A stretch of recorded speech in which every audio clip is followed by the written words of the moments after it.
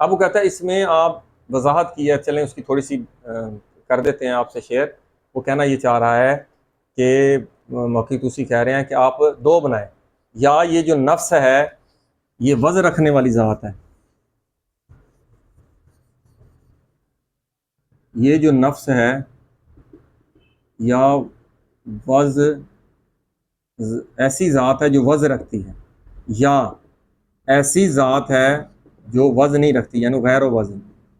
وزن کیا ہوتا ہے؟ وزن ہے خود وزن کیف، یعنی اراض میں سے ہے، یعنی نفس ایسی ذات ہے جو ایک عرض رکھتی ہے اور ایک ایسی ذات ہے جو عرض نہیں رکھتی۔ ہم کہنا تو یہی چاہ رہے ہیں نا، عرض نہیں ہوتا نفس کا، لیکن اب کہہ رہے ہیں فرض کریں، وہ کہہ رہے ہیں ہم اگر کہیں کہ نفس وزن رکھتی ہے، یہ تو محال عقلی ہے کہ ایک نفس جو بسیط ہے وہ حیات رکھے تو وہ بساطت ہی ختم ہو گئی، تو بساطت ختم ہوگی تو یہ محال عقلی ہے، محال ہے کہ نفس وز کو رکھے، یہ تو ویسے محال ہو گیا۔ اب وہ کہتے ہیں نفس ایک ایسی شے ہے جو وز کو نہیں رکھتی۔ وہ کہتے ہیں اگر وہ اس کو نہیں رکھتی تو پھر اس کے دو جز ہونے چاہیے، ایک جز جو ہے وہ غیر ذات کا وز ہو یا نہ ہو، اور ان دونوں صورتوں میں وہ کہتے ہیں یہ جو غیر ذات وز یہ تو ثابت ہے، نہیں رکھتی، وز نہیں رکھتی، نفس کوئی عرض یا حیات یا وز کو نہیں رکھتی۔ اچھا دو جز ہیں، جب ایک جز ہو گیا جو وز نہیں رکھتا، دوسرا ہو سکتا ہے وز رکھتا ہو، وہ کہتے ہیں دو چیزیں سے مرکب ہو تو بساطت ہی نہ رہی، یہ بھی اسی طرح محال ہے، یہ بھی محال ہو جائے گا، تو یہ واضح ہو گیا۔ وہ کہتے ہیں جب کہ ہم ذاتی کر چکے ہیں بیان ذاتی طور پر پچھلے مباحث میں کہ عقل کے جو تعقلات ہیں یہ اس کا ذاتی فعل ہے، لیکن کچھ افعال میں وہ بدن کا محتاج ہوتا ہے، تو بدن ان کو قوام نہیں دیتا۔ مثلا عقل ہے یا نفس ہے، اس بدن کے ذریعے جو افعال ہوتے ہیں ان کو بجا لانے سے اس کو کمالات حاصل ہوتے ہیں، بدن کو یہ جو اس کو کمالات حاصل ہو رہے ہیں، تو یہ کہنا یہ چاہ رہے ہیں کہ بدن جو ہے نفس کو قوام دے رہا ہے، ایسے نہیں ہے۔ اس کو ہم ثابت کریں گے بعد میں اینڈ میں کہ نفس کا جو قوام ہے نفس بدن کے ساتھ کیسے، اس بدن عام جسم کے ساتھ روح مل سکتی ہے؟ نفس روح انسانی نہیں مل سکتی، کب ملتی ہے، کیسے ملتی ہے؟ اور اس سے پھر اس کے بعد بدن جو ہے کیا نفس کو قوام دیتا ہے یا نفس بدن کو قوام دیتا ہے؟ خود جو روح ہے وہ بدن ایک خاص مرتبے میں آتی ہے تو اس سے روح اٹیچ ہوتی ہے، تو وہ بدن پہلے کیسے گروتھ کرتا ہوا اس مقام پر پہنچ جاتا ہے کہ روح اس کے ساتھ منسلک ہو جاتی ہے۔ تو یہ ہم دیکھیں گے کہ بدن کے جو افعال ہیں وہ نفس کو قوام نہیں دیتے، ٹھیک ہے، اور جو صورت تقولات اور جو اس کے کمالات ہیں وہ بھی فاسد نہیں ہوتے۔ کون سے؟ جو اس کے کمالات ذاتی ہیں۔ اب یہ اگلا سب آ گیا اعتراض۔ وہ اعتراض کیا ہے؟ یہ دوسرا فخر الدین رازی کا اشکال ہے کہ یہ جو نفس ہے، پہلے اس نے کہا تھا کہ وہ جھولا صورت ہو، ٹھیک ہے، پھر اس نے کہا کہ جیسے آراز ہوتے ہیں، آراز ہوں، وہ بھی ہم نے کہا نہیں، عرض زائل ہو جاتا ہے، دوسرا عرض آ جاتا ہے۔ اب وہ کہہ رہا ہے کہ دوسرا اعتراض ہے کہ یہ مقولہ جوہر کے تحت ہو، جیسے جنس اور فصل ہوتی ہے۔ جیسے انسان کی حقیقت کیا ہے؟ انسان کی جنس ہے حیوان، اور اس کی فصل ہے صاحب ناطق، حیوان ناطق، یہ جنس ہے اور یہ فصل ہے۔ وہ کہتا ہے اسی طرح یہ نفس بھی ایسا ہی ہو، اس کے دو قوام دینے والے جو اجزاء ہیں، ایک جنس ہو اور ایک فصل ہو۔ تو ہم نے کہا تھا کہ یہ جو جنس اور فصل ہوتی ہے خارج میں وہی مادہ اور صورت ہوتی ہے، لیکن جنس اور فصل بشرطے لا ذہن میں ہوتی ہے، یہ ذہن میں ہوتی ہے، خارج میں مادہ اور صورت پائی جاتی ہے۔ تو اگر آپ یہ ذہن والی چیز لا کر اس کو خارج میں، تو پھر وہ مادہ اور صورت ہوتی ہے، تو مادہ صورت نفس کے لیے کوئی ایک محل و صورت ہو، اس کو تو پہلے ہی ہم رد کر چکے ہیں۔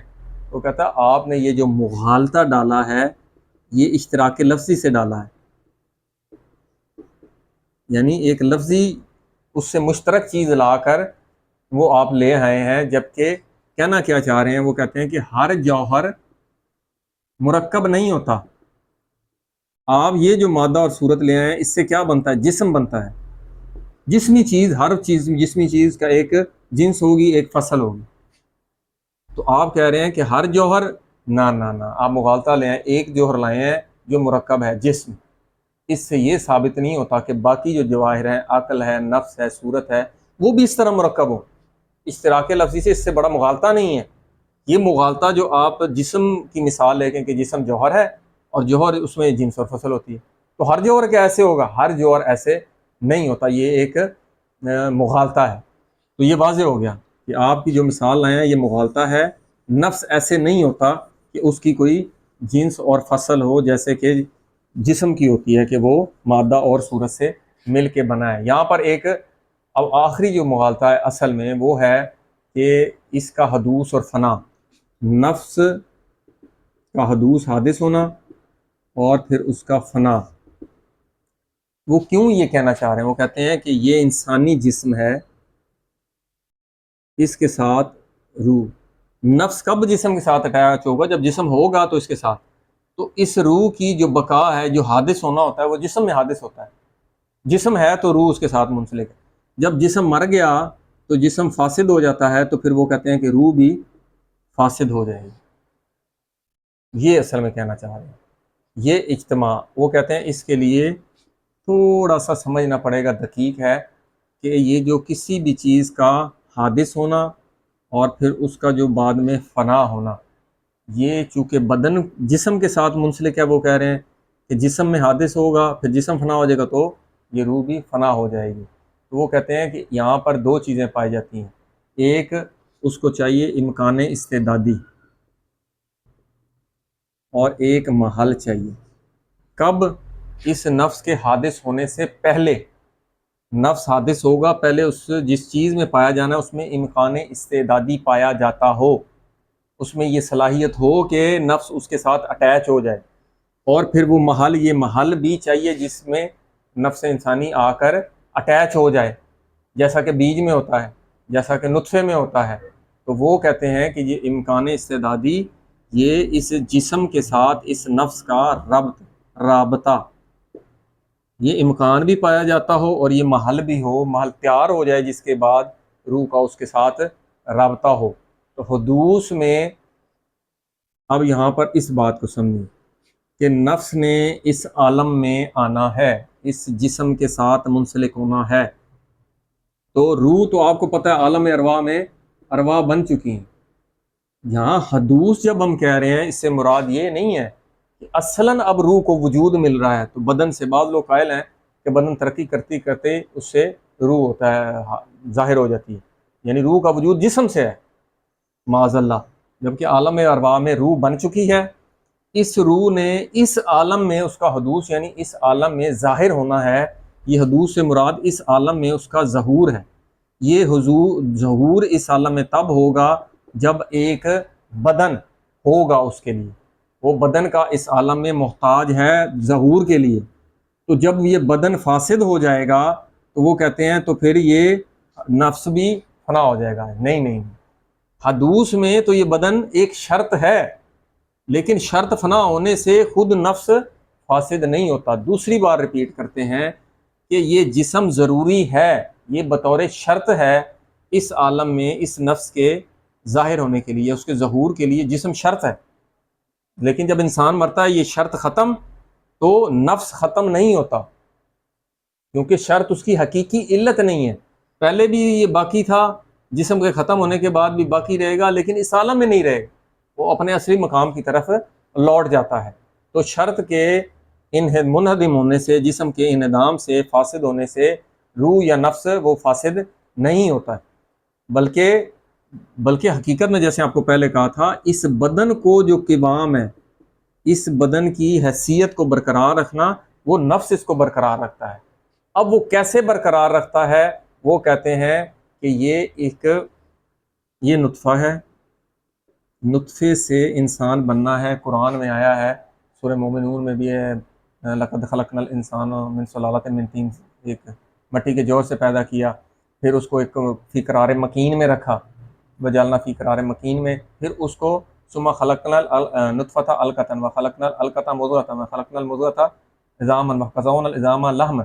یہ مراتب جو لکھے ہیں، مرتبے ہوتے ہوتے نطفہ اس مقام پر پہنچتا ہے، اس کو کہتے ہیں ہیئت۔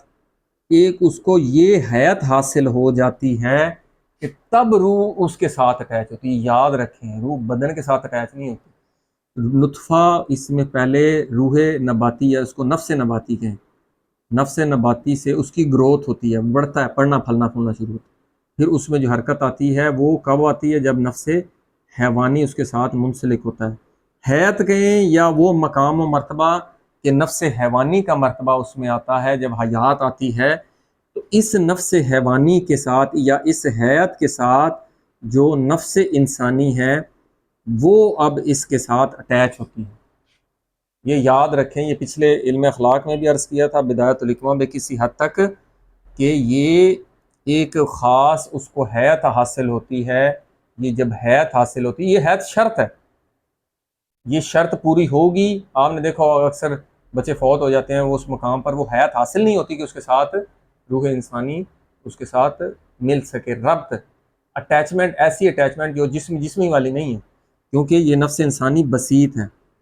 تو ایک ربط ہوتا ہے. یہ ربط کب ہوتا ہے؟ جب جسم اس مقام پر پہنچتا ہے، ترقی کرتے کرتے ایک خاص اس کو حیات حاصل ہو جاتی ہے، ایک خاص استعداد حاصل ہو جاتی ہے. دوسرے الفاظ میں کہیں کو مزاج، جیسا کہ یہ ایک جسمی ہے، اس میں خاص مزاج پیدا ہو جاتا ہے، تو اس وقت روح انسانی اس کے ساتھ رابطہ کر دیتی ہے. تو یہ اس میں یہ جو امکان استعدادی اس میں پایا جاتا تھا، امکان استعدادی پہلے ہم نے کہا تھا نا، امکان استعدادی بھی چاہیے، محل بھی چاہیے. یہ نطفے میں امکان استعدادی پایا جا رہا ہے. کیا امکان پایا جا رہا ہے؟ کہ وہ اس حد تک پہنچے کہ اس کے ساتھ نفس جو ہے وہ اٹیچ ہو جائے، اور یہ اس کے لیے مقام محل جسم کی طرح جو محل ہے اس طرح یہ نہیں ہوتا. تو اس لیے جب یہ شرط ختم ہوتی ہے تو اس نفس کا اس سے رابطہ بھی ختم ہو جاتا ہے، اس بدن انسانی سے.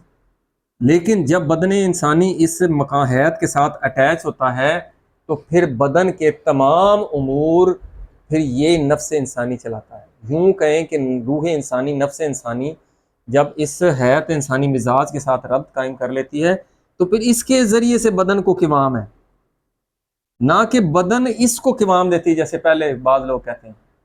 اسی لیے تو جب بدن کا ربط اس سے ختم ہوتا ہے تو بدن کا اس کے بعد فاسد ہونا، بدن شروع ہو جاتا ہے. تو کبھی بھی یہ ممکن نہیں ہے کہ یہ جو انسان کے دو جز ہوں، ایک یہ ہو، ایک بدن ہو، ایک انسان کی روح ہو. تو یہ کبھی بھی نہیں ہو سکتا کہ ایک جز جس کو بقا ہے اور ایک جز جس کو فساد یا فنا ہے، دو جز اکٹھے نہیں ہو سکتے. کیونکہ یہ جو روح ہے اس کا ایک جز اگر یہ ہے تو یہ تو اس کو فنا کر دے گا. ایک جز ہے، ایک حقیقت کے دو اجزاء ہیں، تو یہ اور کوئی شے خود کو فنا کبھی بھی نہیں کرتی. یہ کلی قانون ہے. حتیٰ کہ ہم نے شر میں جو مباحث پڑھی ہیں اس میں شر اگر شر کا کام کیا ہے؟ فنا کرنا. تو اپنے آپ کو تو فنا نہیں کرتا، دوسری چیزوں کو فنا کرتا ہے، اپنی ذات کو کبھی بھی وہ فنا نہیں کرتا. تو یہاں سے آگے آخری جو ایک وضاحت کی ہے وہ یہ وضاحت کی ہے کہ یہ جو بدن ہے یہ اس میں صورت جو اس کے ساتھ ملی ہوئی ہے، دو چیزیں وہ کہتا ہے بدن کے ساتھ، دو چیزیں، ایک جو اس کے ساتھ صورت مقارن ہوئی ہے یعنی نفس، اور ایک وہ چیز جو اس کے ساتھ جس کو فساد ہے. یہ روح جس کو بقا ہے، ایک اس کا بدن جس کو اس کے ساتھ فساد ہے. تو یہ اس کی حقیقت نہیں ہے، تو یہ اس کے وجود کے لیے شرط نہیں. یہ جو بدن شرط ہے، اب ہم کہنے شرط نہیں، اس کے وجود، روح کو وجود نہیں دے رہی کہ یہ شرط بنے اس کے وجود کے لیے. اگر یہ شرط اس کے وجود کے لیے ہے تو شرط جائے گی تو یہ مشروط بھی چلا جائے گا. ایسے نہیں ہے، اس کے اس عالم میں ظہور کے لیے شرط ہے. یہ شرط جائے گی تو اس عالم میں روح کا ظہور بھی ختم ہو جائے گا. یہ بات چل رہی ہے. تو اس لیے یہ جو ہے فاسد بھی ہو جاتا ہے تو روح جو ہے باقی رہتی ہے. تو یہ شرط اس کے ظہور کے لیے، نہ کہ اس کے وجود کے لیے. اب آخری کہتے ہیں ایک اشکال کیا جاتا ہے کہ لما اوجب استجاب البدن لحدوث صورت ما حدوث مبدا تلکر صورت ولم، یعنی بدن جو ہے اس کے وجود کے لیے سبب. دو باتیں ہوگی، بدن، یہ والا جو بدن ہے یہاں پہ نفس کا رابطہ ہوتا ہے، یہ بدن اس کے کیا وجود کے لیے سبب ہے، علت ہے، یا اگر وجود کے لیے سبب ہے تو اس کے